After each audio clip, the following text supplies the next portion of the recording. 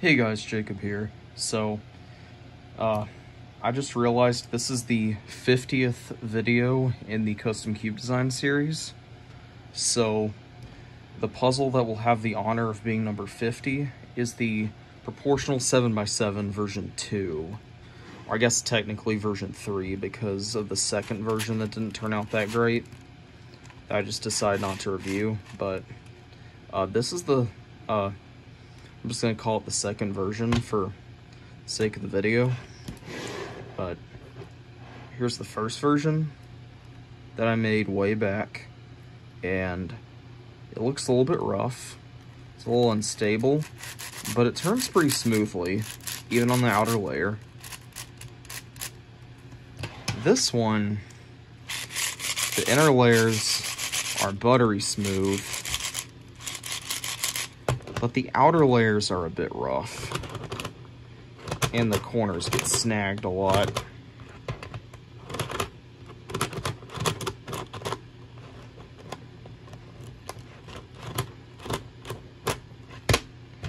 Now, I'm actually not sure why the old version doesn't click as much, but the new version does.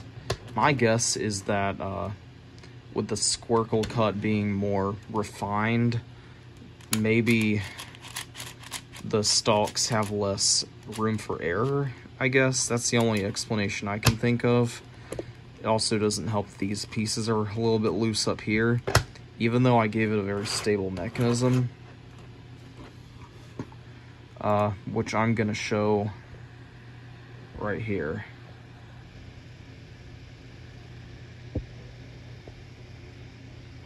So, this is half the cube assembled. I used a 2-shell design instead of the 1 shell the original version had. And as you can see down here, there are screws on the bottom of the corners. I went over why that, why the cube has that in my design tutorial. By the way, this is the cube that I was designing in that video, so, yeah. Next picture, this is the next layer up. You can see kind of right here, there's a little bit of a gap between these pieces. This is the top layer removed, and you can see the familiar Squircle cut right here. Only down here there's a second shell, and there's a very noticeable gap right here because the outer layer has a regular conical cut while this one has a Squircle cut added. And a quick refresher, what this curvature does is it pushes the corner stalks out of the way. And this is what top layer looks like with the centers taken out. You can see right in here where the corner stalk is, this little round part between these two edges. I demonstrated assembling one in my last tutorial, and as I said, when it passes over this part of the Squircle, it bends out of the way, and that is actually what causes this click. As you can see, it's smooth at first, but when it reaches a certain point, there's a lot of resistance. You can force it, but the corners get a little bit... Corners kind of freak out a little bit, not knowing what to do. But as soon as you finish the turn, they go back to normal.